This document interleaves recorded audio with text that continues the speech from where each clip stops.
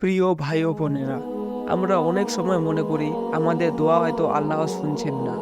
আমরা কাঁদি, আমরা চাই, কিন্তু কোনো সাড়া পাই না। কিন্তু না, আল্লাহ সব শুনছেন, সব জানেন, আর সবচেয়ে সুন্দর সময়ে তিনি সাড়া দেন। আল্লাহ পাক কোরআনে বলেন, তোমরা আমাকে ডাকো, আমি তোমাদের ডাকে সাড়া দেব। দেখুন ভাই, আল্লাহ নিজেই বলছেন আমাকে ডাকো, অর্থাৎ তোমার দোয়া কখনোই বৃথা যায় না। তুমি হয়তো ভাবছো এতদিন দোয়া করেছি তবুও কিছুই হচ্ছে না, কিন্তু মনে রাখো, আল্লাহ কখনো চুপ নন, বরং তিনি তোমার জন্য আরো ভালো কিছু জমা রেখেছেন। আরেকটি আয়াতে আল্লাহ বলছেন সূরা বাকারার মধ্যে, যখন আমার বান্দারা তোমার কাছে আমার সম্পর্কে জিজ্ঞাসা করে, বলে দাও আমি তো খুব নিকটে, আমি তার দোয়ার সাড়া দিই যখন সে আমাকে ডাকে। তাহলে ভাই, হতাশ হবেন না, দোয়া কখনোই বাতাসে হারিয়ে যায় না।